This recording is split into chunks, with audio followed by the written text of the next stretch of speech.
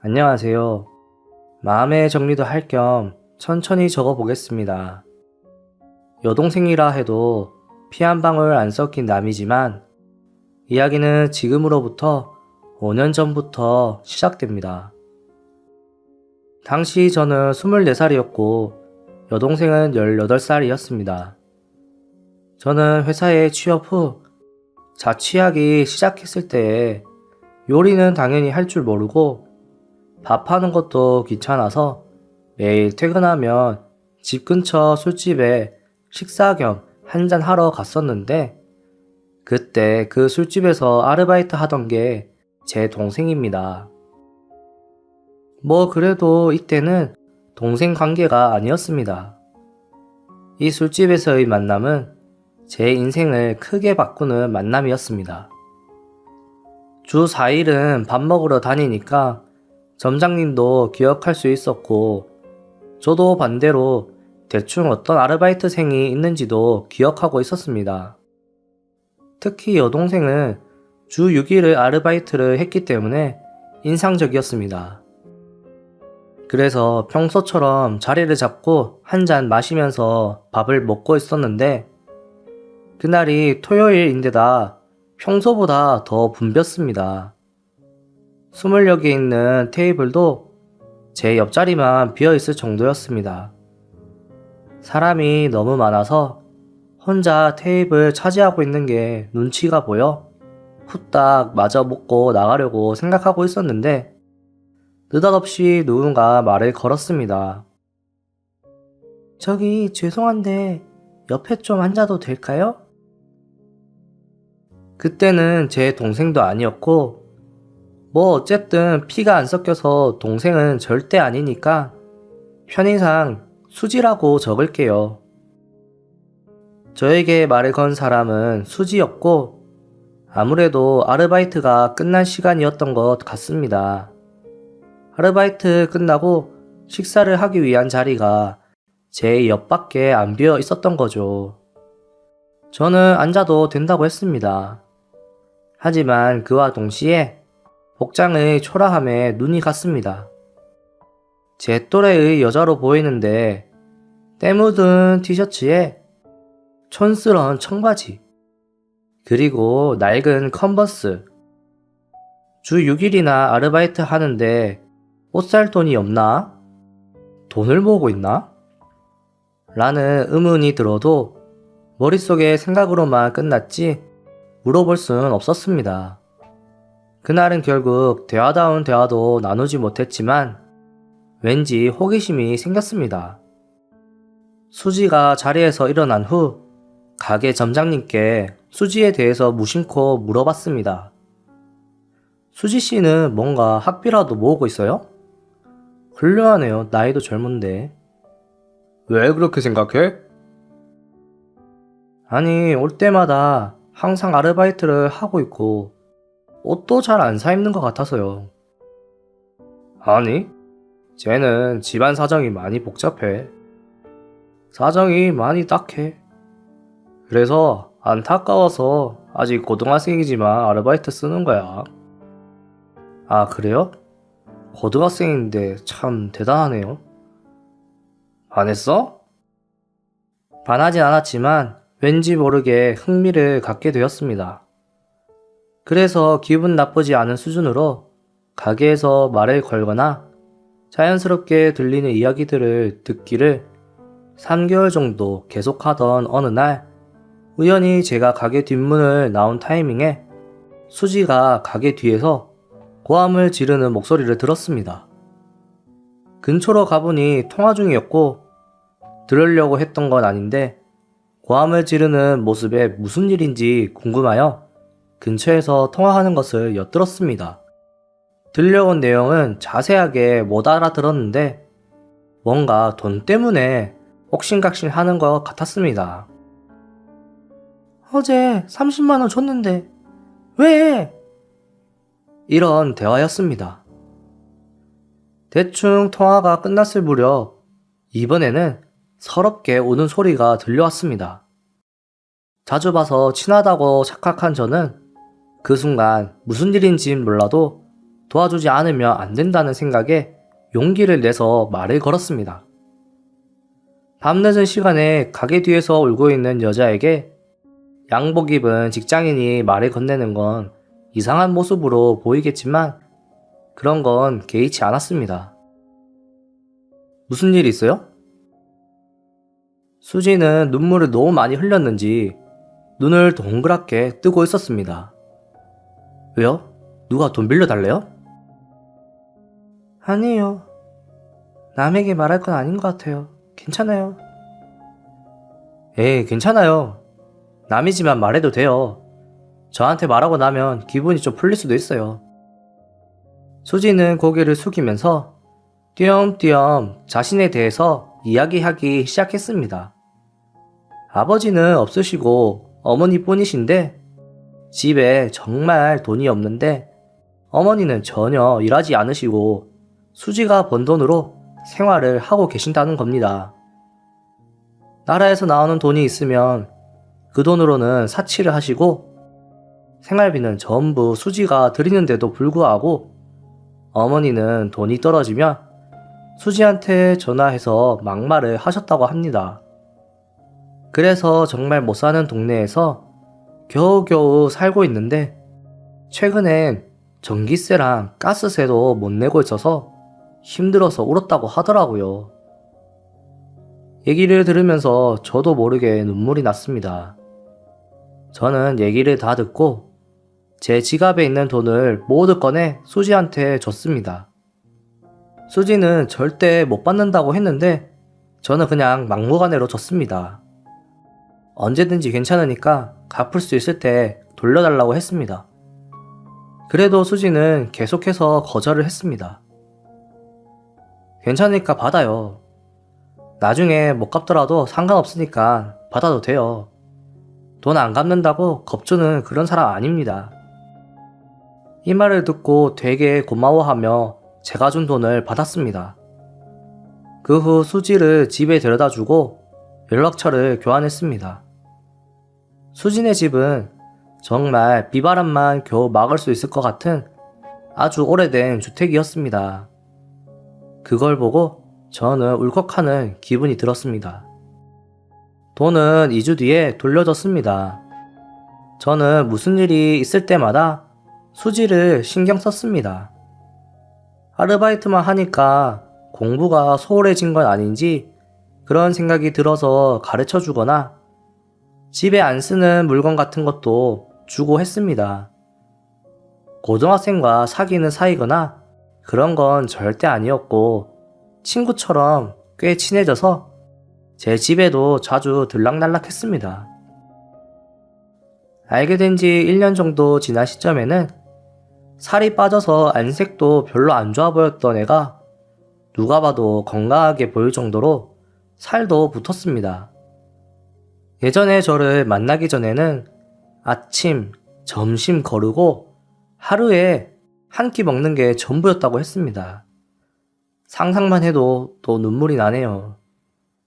그래서 저는 제 집에 놀러 올 때면 먹고 싶은 거 항상 사주고 아르바이트 끝나면 배가 찢어지게 먹을 수 있도록 해줬습니다.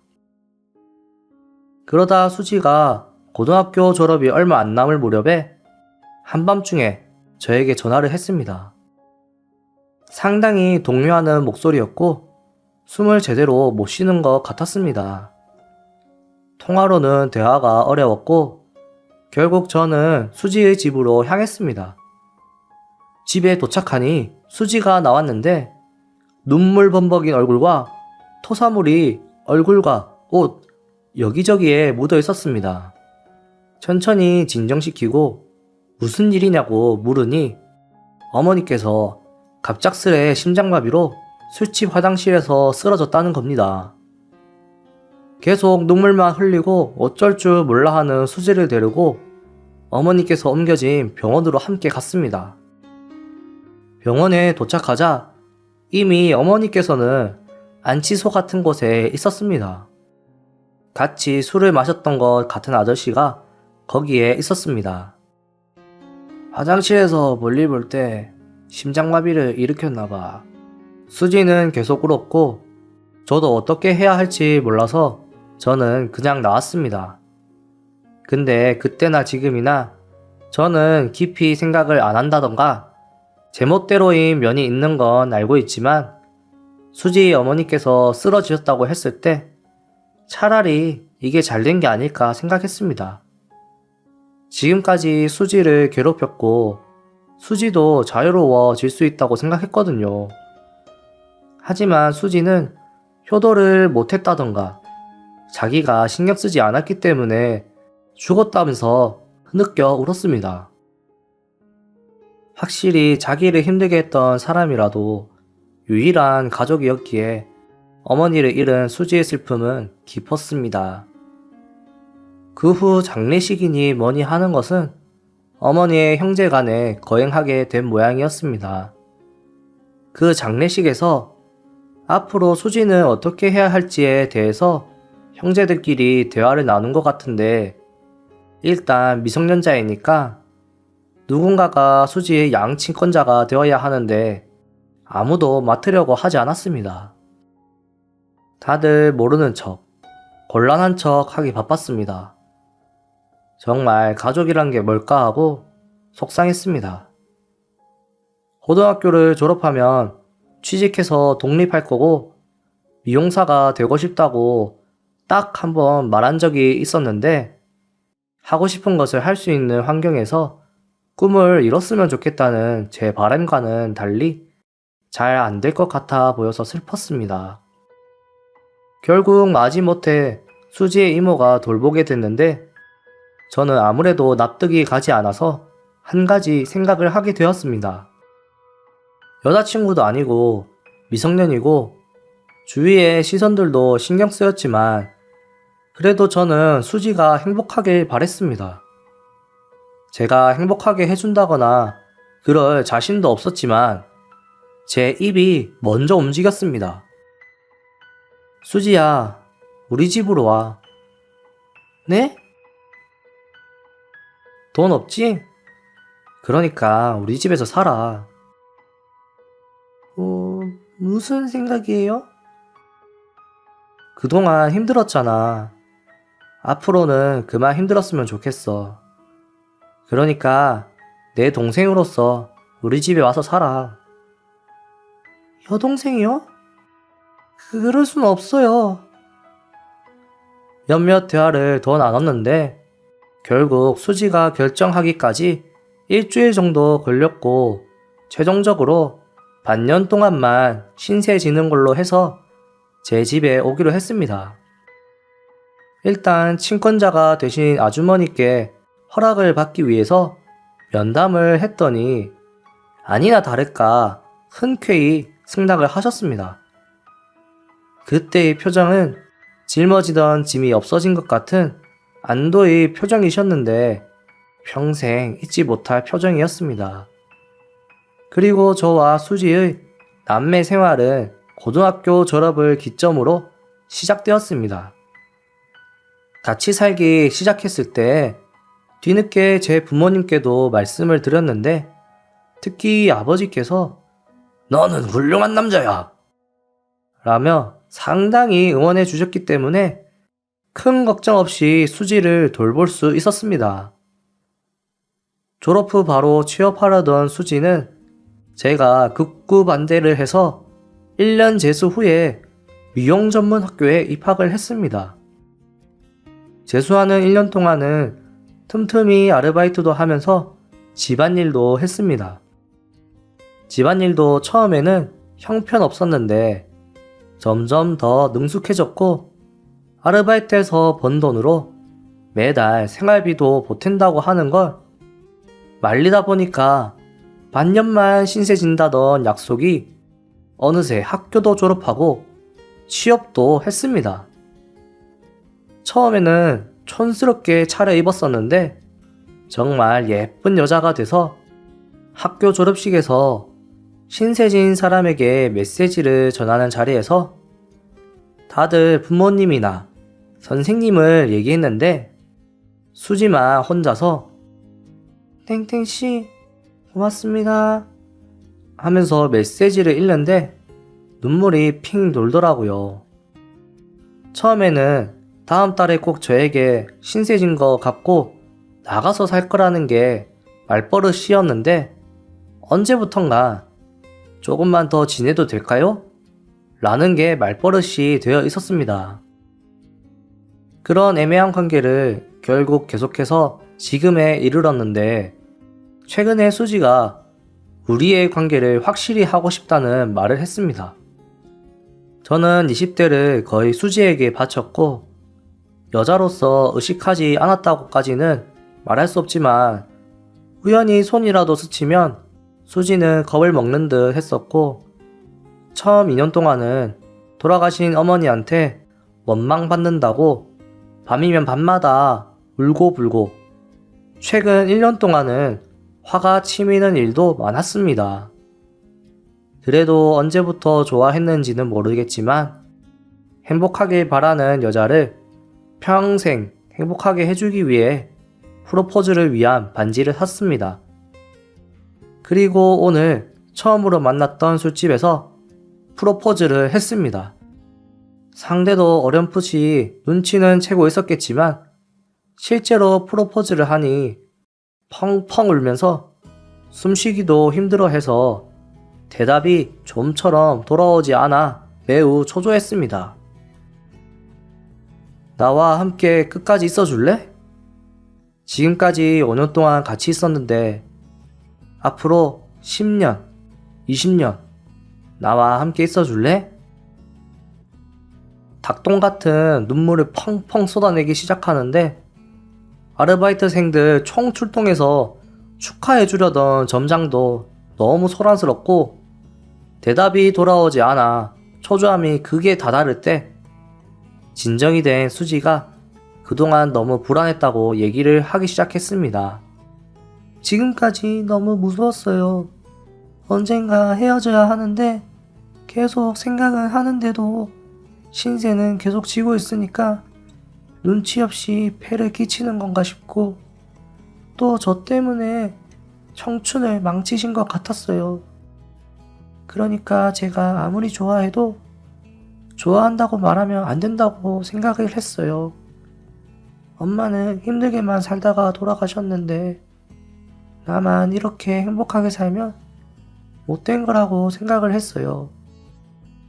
눈물 범벅된 얼굴로 흐느끼며 여자로 안 보는 것 같아 괴로웠다는 등의 얘기 끝에 프로포즈를 받아줬습니다. 집으로 돌아오는 길에도 울었는데 집에 도착해서는 너무 늦게 프로포즈 했다며 저에게 화도 냈습니다. 돌이켜보면 정말 그날 수지에게 말 걸어서 다행이라고 진심으로 생각합니다.